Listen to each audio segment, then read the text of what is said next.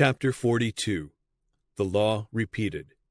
This chapter is based on Deuteronomy chapters 4 to 6 and chapter 28.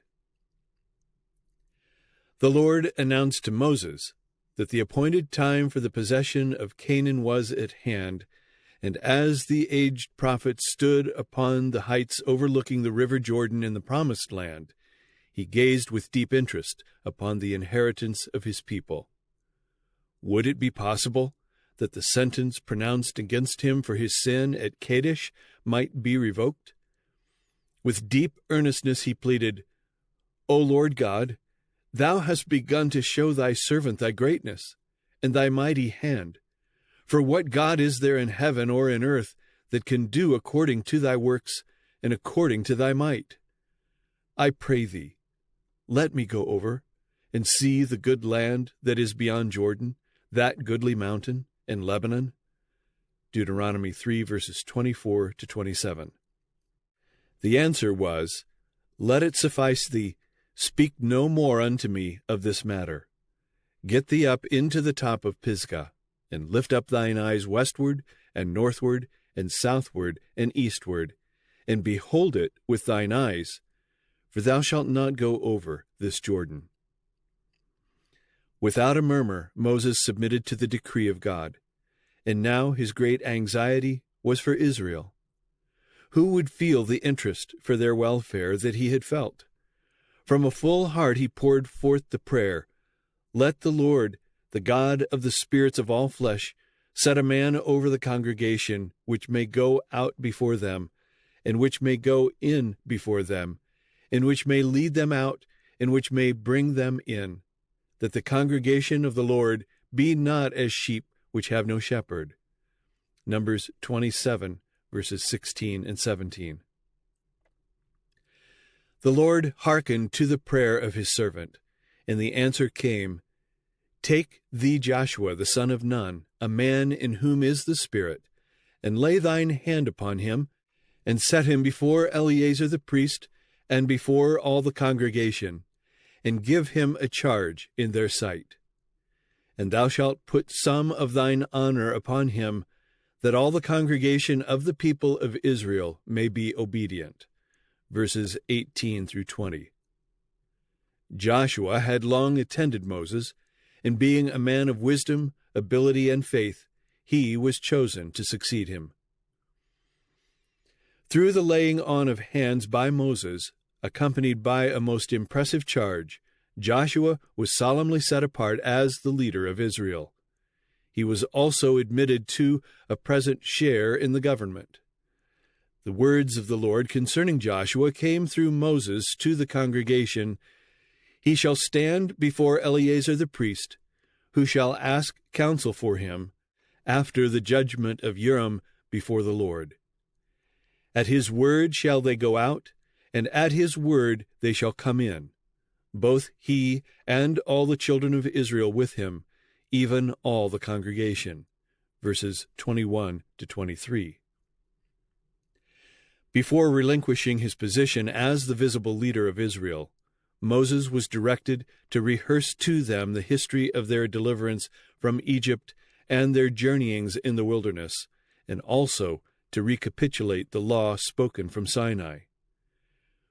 When the law was given, but few of the present congregation were old enough to comprehend the awful solemnity of the occasion. As they were soon to pass over Jordan and take possession of the Promised Land, God would present before them the claims of his law and enjoin upon them obedience as the condition of prosperity. Moses stood before the people to repeat his last warnings and admonitions. His face was illumined with a holy light. His hair was white with age, but his form was erect. His countenance expressed the unabated vigor of health, and his eye was clear and undimmed. It was an important occasion, and with deep feeling he portrayed the love and mercy of their almighty protector.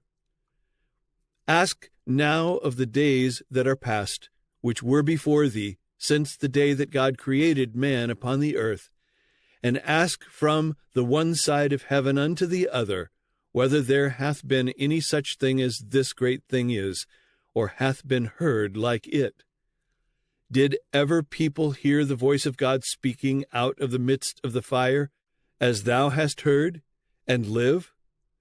Or hath God essayed to go and take him a nation from the midst of another nation, by temptations, by signs, and by wonders, and by war, and by a mighty hand, and by a stretched out arm, and by great terrors, according to all that the Lord your God did for you in Egypt before your eyes?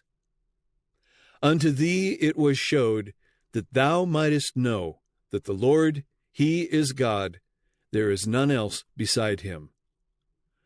The Lord did not set his love upon you, nor choose you, because ye were more in number than any people, for ye were the fewest of all people, but because the Lord loved you, and because he would keep the oath which he had sworn unto your fathers, hath the Lord brought you out with a mighty hand, and redeemed you out of the house of bondmen, from the hand of Pharaoh, king of Egypt. Know therefore that Jehovah thy God, he is God, the faithful God, which keepeth covenant and mercy with them that love him, and keep his commandments to 1,000 generations. Deuteronomy 7, verses 7 through 9.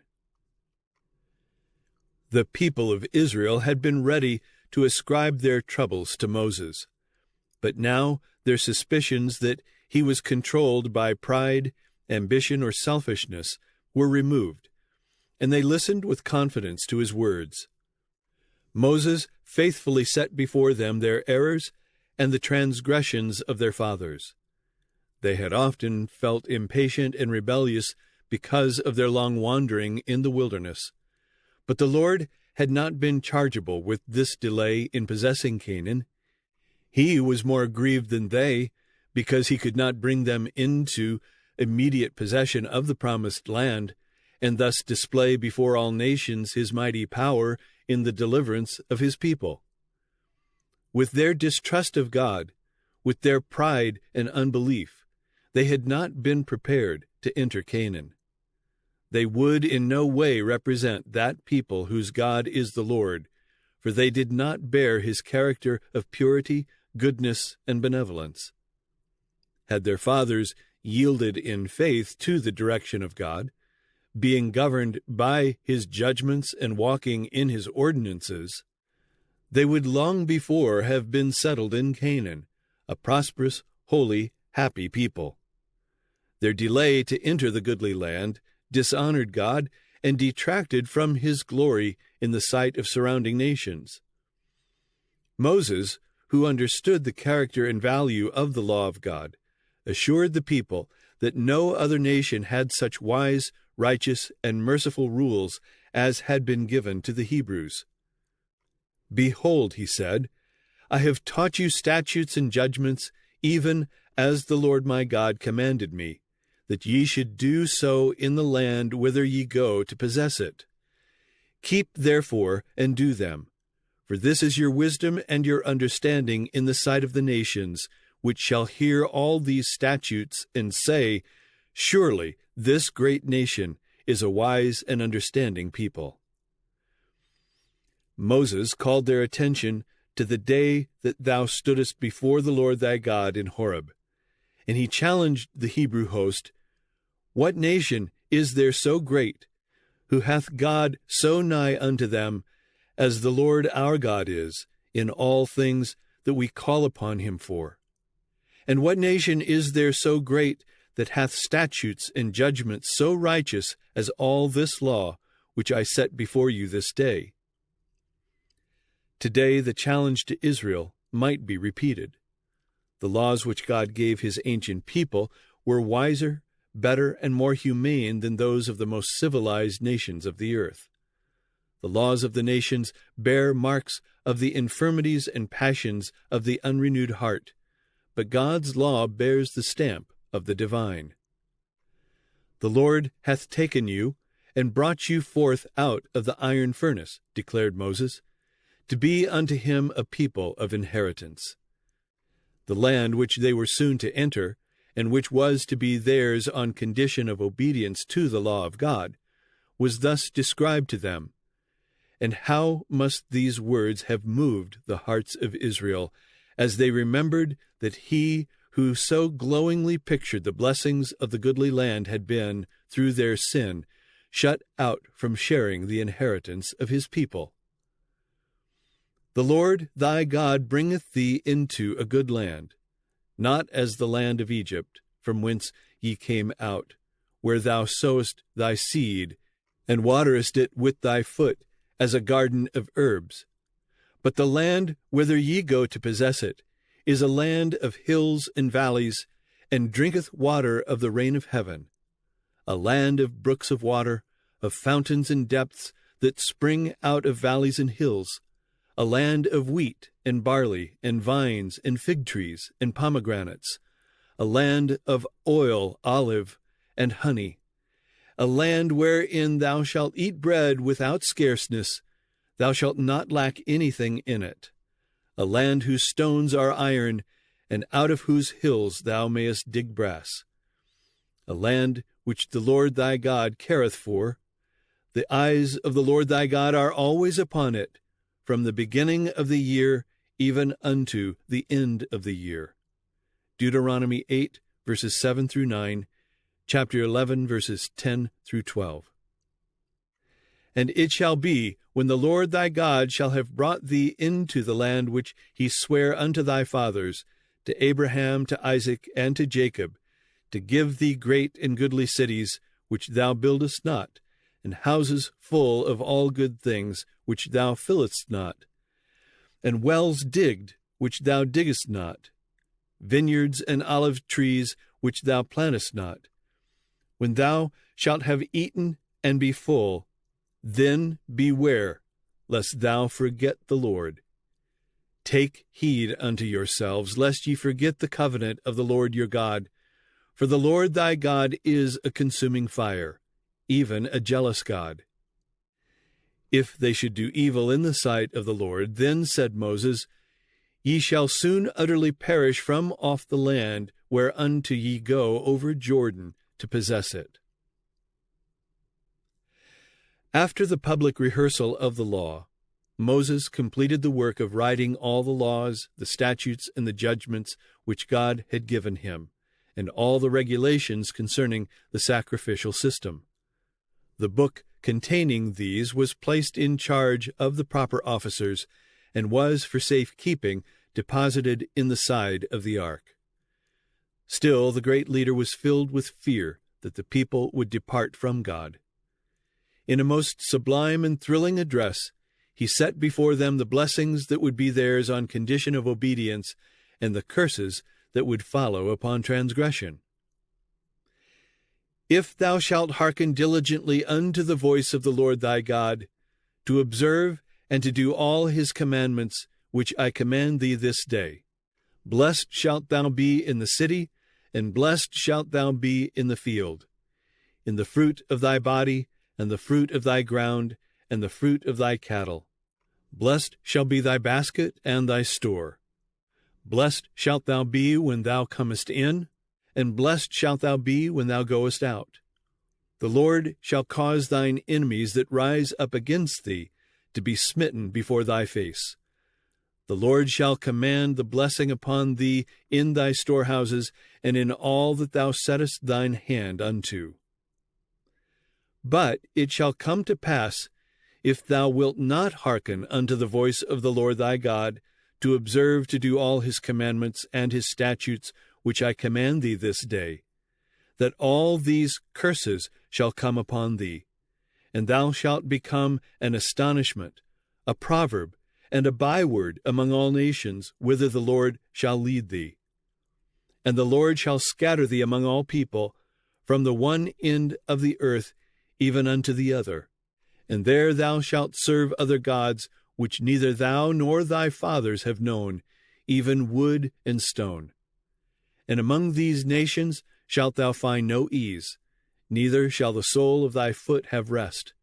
But the Lord shall give thee there a trembling heart, and failing of eyes, and sorrow of mind, and thy life shall hang in doubt before thee. And thou shalt fear day and night, and shalt have none assurance of thy life. In the morning thou shalt say, Would God it were even. And at even thou shalt say, Would God it were morning. For the fear of thine heart wherewith thou shalt fear, and for the sight of thine eyes which thou shalt see. By the spirit of inspiration, looking far down the ages, Moses pictured the terrible scenes of Israel's final overthrow as a nation and the destruction of Jerusalem by the armies of Rome. The Lord shall bring a nation against thee from far, from the end of the earth, as swift as the eagle flieth, a nation whose tongue thou shalt not understand, a nation of fierce countenance, which shall not regard the person of the old, nor show favor to the young. The utter wasting of the land and the horrible suffering of the people during the siege of Jerusalem under Titus centuries later were vividly portrayed. He shall eat the fruit of thy cattle and the fruit of thy land until thou be destroyed, and he shall besiege thee in all thy gates until thy high and fenced walls come down, wherein thou trusted throughout all thy land. Thou shalt eat the fruit of thine own body, the flesh of thy sons and of thy daughters, which the Lord thy God hath given thee in the siege and in the straitness wherewith thine enemies shall distress thee. The tender and delicate woman among you, which would not adventure to set the sole of her foot upon the ground for delicateness and tenderness, her eye shall be evil toward the husband of her bosom, and toward her children which she shall bear. For she shall eat them for want of all things secretly in the siege and straitness, wherewith thine enemy shall distress thee in thy gates. Moses closed with these impressive words, I call heaven and earth to record this day against you, that I have set before you life and death, blessing and cursing. Therefore choose life, that both thou and thy seed may live, that thou mayest love the Lord thy God, and that thou mayest obey his voice, and that thou mayest cleave unto him. For he is thy life, and the length of thy days, that thou mayest dwell in the land which the Lord sware unto thy fathers, to Abraham, to Isaac, and to Jacob, to give them. Deuteronomy 30, verses 19 and 20. The more deeply to impress these truths upon all minds, the great leader embodied them in sacred verse. This song was not only historical, but prophetic. While it recounted the wonderful dealings of God with his people in the past, it also foreshadowed the great events of the future, the final victory of the faithful when Christ shall come the second time in power and glory. The people were directed to commit to memory this poetic history and to teach it to their children and children's children. It was to be chanted by the congregation when they assembled for worship, and to be repeated by the people as they went about their daily labors. It was the duty of parents to so impress these words upon the susceptible minds of their children that they might never be forgotten. Since the Israelites were to be, in a special sense, the guardians and keepers of God's law, the significance of its precepts and the importance of obedience were especially to be impressed upon them, and through them upon their children and children's children. The Lord commanded concerning his statutes, Thou shalt teach them diligently unto thy children, and shalt talk of them when thou sittest in thine house, and when thou walkest by the way, and when thou liest down, and when thou risest up. And thou shalt write them upon the posts of thy house, and on thy gates. When their children should ask in time to come, What mean the testimonies and the statutes and the judgments which the Lord our God hath commanded you? Then the parents were to repeat the history of God's gracious dealings with them, how the Lord had wrought for their deliverance, that they might obey his law, and to declare to them, the Lord commanded us to do all these statutes, to fear the Lord our God, for our good always, that he might preserve us alive, as it is at this day. And it shall be our righteousness, if we observe to do all these commandments before the Lord our God, as he hath commanded us.